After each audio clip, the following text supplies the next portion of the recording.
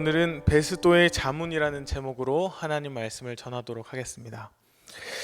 오늘 본문에는 대표적으로 세 사람이 등장을 합니다. 한 사람은 벨릭스에 이어서 새롭게 로마 총독으로 부임을 한 베스도이고요. 그리고 예루살렘으로부터 베스도를 문안하기 위해서 찾아왔던 아그리빠 왕이 등장을 합니다. 그리고 죄인의 신분으로 결박되어 있는 바울이 등장을 하고 있습니다.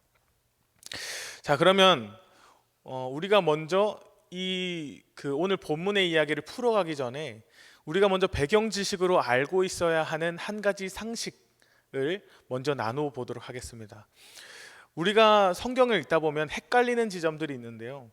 로마 지역을 다스리는 사람 중에 총독이 다스리는 것 같기도 하고, 또 분봉 왕이라고 해서 또 여기 등장하는 아그리빠 왕이 또 있습니다. 그러니까 로마 지역은 도대체 총독이 다스리는 건지 아니면 왕이 따로 있는 건지, 이것에 대해서 우리는 조금 애매한 배경 지식을 갖고 있는데요. 이 부분에 대해서 확실히 좀 정리를 하고 가려고 합니다. 원래 로마 제국은 속국을 통치하는 방법을 어떻게 했냐면 총독을 파견해서 총독이 알아서 다스리게 하는 총독 정치를 펼쳤습니다. 근데 특이한 점은 유대 지역처럼 종교성이 강하거나 민족의식이 강한 그 지역에는 어차피 총독을 보내게 되면 이 사람들이 말을 잘 안 들을 걸 알기 때문에 어떤 방법을 사용했냐면 유대 지역의 귀족층 중에서 로마에 대해서 말을 잘 듣는 사람 한 사람을 뽑는 것입니다. 그래서 그 민족 중에서 한 사람을 채택해서 그 왕이 그 지역을 다스리게 하는 것이죠. 그래서 친로마 성향의 왕이기 때문에 로마 정부에 대해서도 말을 잘 듣고, 또 백성들 또한 그들의 왕이기 때문에 또 백성들도 왕을 잘 따르게 되는, 그래서 왕정 체제로 분봉왕 체제로 가는 것이 유대 지역의 통치였던 것입니다. 그래서 맨 첫 번째로 임명을 받은 왕이 누구일까요? 이 유대 지역에서 성경에 많이 등장하는 헤롯 대왕입니다. 이 헤롯 대왕은 유명한 일화가 뭐가 있을까요? 예수님이 아기로 태어나셨을 때 베들레헴 인근에 있는 모든 아기들을 다 잡아서 죽이라고 했던 왕이 바로 헤롯 대왕입니다. 근데 이 헤롯 대왕이 죽고 나서 아들이 세 사람이 있었는데, 이 세 사람이 이 유대 지역을 3등분을 해서 동쪽, 북쪽, 남쪽 해가지고 3등분을 해서 통치를 하게 됩니다. 그 중에 이 헤롯 대왕의 둘째 아들이 이 남쪽 지역을 관할해서 통치를 하고 있었는데 정치를 너무 못하는 거예요. 그래서 유대인 수천 명을 학살하게 되고 폭정을 일삼게 되니까 이 가이사랴와 예루살렘이 있었던 이 남쪽 지역의 유대인들이 로마 정부에 대해서 항소를 하는 겁니다. 우리는 더 이상 헤롯 가문의 통치를 받기를 원하지 않습니다. 다른 통치자를 세워주십시오라고 청원을 한 거죠. 그래서 그 청원을 들은 로마 입장에서는 이거 어떻게 할까 하다가 이 남쪽 지역에, 유대 남쪽 지역만 총독을 파견을 하자 해가지고, 유대 지역의 북부 갈릴리 지역은 여전히 왕이 통치하고 있었는가 하면 이 남쪽 지역은 총독이 통치하는 형태가 되어버린 겁니다. 그래서 남쪽 지역에 예수님 당시에 통치했던 총독이 누군가 하면 그 유명한 본디오 빌라도입니다. 본디오 빌라도 다음이 누군가 하면 우리가 지난주에 함께 나누었던 벨릭스인 겁니다. 그리고 벨릭스가 물러나게 되고 그 뒤를 잇는 사람이 베스도 총독인 것이죠. 이렇게 이해를 하면 지금 유대 지역의 북부를 관할하고 있는 왕은 누군가? 아그리빠 왕이 되는 거고, 남쪽 지역을 관할하는 사람이 베스도 총독인 겁니다. 둘이 합작해서 유대를 통치해야 되기 때문에, 좋은 관계를 지켜야 되기 때문에 이 아그리빠 왕은 베스도 총독에게 찾아와서 문안을 하는 겁니다. 우리 앞으로 좀 잘 지내봅시다, 서로 협력하는 관계가 되어봅시다라고 인사를 하러 내려오는 거죠. 이게 바로 13절의 배경인 겁니다. 자, 13절을 우리가 함께 읽도록 하겠습니다. 13절 띄워주실까요? 네, 읽겠습니다. 시작. 아그리빠 왕과 버니게가 베스도에게 문안하러 가이사랴에 와서. 네, 보면 이제 문안하러 오는 장면이 등장합니다. 아그리빠 왕과 버니게가 왔다고 하는데 이 버니게는 아그리빠의 여동생입니다. 여동생. 이들이 베스도 관사가 있는 가이사랴까지 친히 찾아와서 문안을 하고 있는 장면입니다. 근데 이제 14절에서 21절까지 베스도가 바울과 관련해서 있었던 그 사건에 대해서 아그리빠에게 상세하게 설명을 하고 있는 장면입니다. 베스도의 이 설명을 간단하게 요약을 하자면 잘 들어주시길 바랍니다.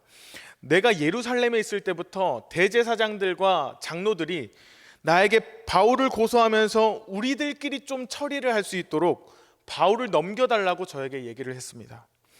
그러나 로마법으로는 아무리 죄인이라고 하더라도 원고들 앞에서 어떤 변명할 기회도 주지 않고 넘겨주는 법은 없었습니다.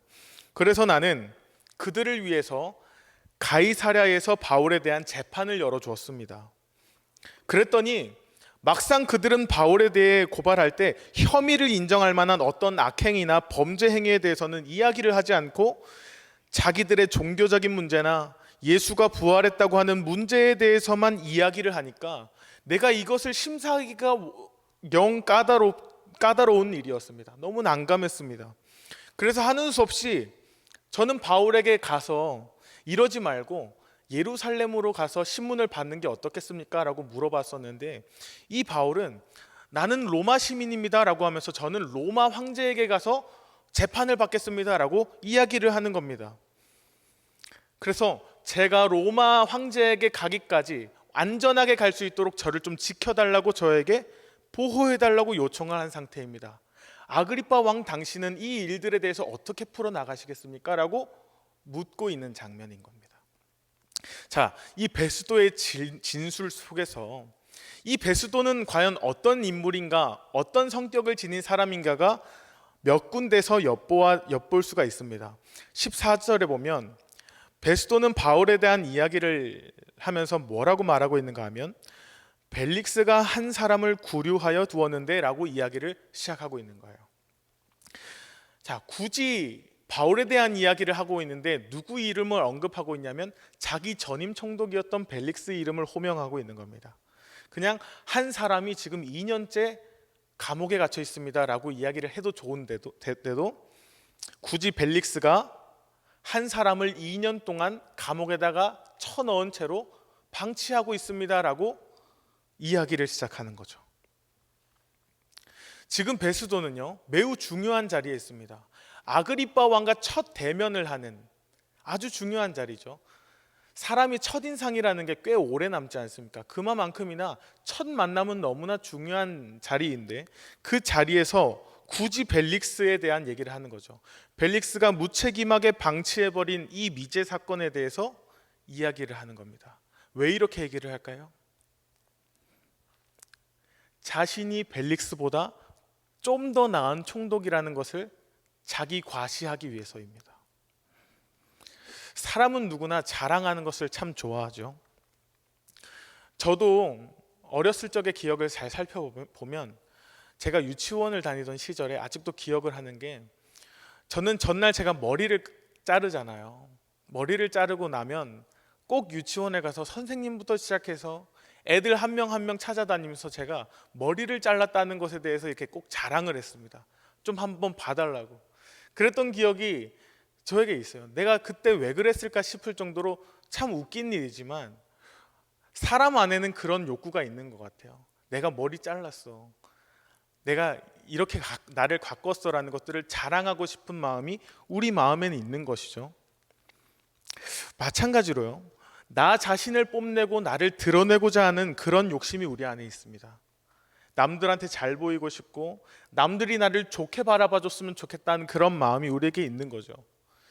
근데 어렸을 적에는 아무것도 모르니까 자기 입술로 자기 자랑을 막 하고 다니는데 머리가 커지면 커질수록 내 입으로 내 자랑하는 게 부끄러운 줄을 배웁니다. 그래서 그 욕구가 이제는 어떻게 표출이 되는가 하면 내 입으로 나를 자랑하기보단 나보다 못한 사람의 단점과 미흡한 점을 굳이 들춰내고 지적질하고 깎아내림으로써 우리는 그 사람보다 내가 더 나은 사람이라는 자기 과시를 하는 거죠. 그 사람 그게 참 아쉽지? 나는 몰랐는데 그 사람 알고 보니까 그런 면이 있더라고 라고 얘기를 하면서 자기 자신은 좀 더 나은 사람인 양 행세를 한다라는 것입니다. 제가 이렇게 구체적으로 얘기할 수 있는 이유가 뭘까요? 제 얘기이기 때문입니다. 그리고 우리들의 이야기이기 때문이에요. 누구에게나 그 속엔 어떻게든 나를 드러내고자 하는 욕구가 탑재되어 있습니다. 왜냐하면 우리 본성 자체가 자기중심성과 이기심으로 물들어 있는 죄인이기 때문이에요. 그래서 우리도 나를 드러내고 자랑하기 위해서 나보다 못한 어떤 이의 단점과 허물을 보면 꼭 들춰내야만 속이 시원해지는 그런 습성이 있는 거예요. 그래서 우리는 입술이 근질근질할 때마다 어떻게 해야 되냐면 그때마다 나오는 대로 탁 뱉어버리는 게 아니라 입을 꽉 잠그셔야 됩니다. 파수꾼을 세우셔야 되는 거예요. 상대방에게 어떤 충고나 조언을 좀 해야겠다라는 생각이 들어오면 이때 제일 조심하셔야 됩니다. 우리는 잠시 입을 닫아놓고 나 스스로에게 질문해야 되는 거예요. 뭐라고 질문해야 되냐면 이 말이 정말 저 사람을 위한 말인지 아니면 비교해서 나를 좀 드러내고 싶은 마음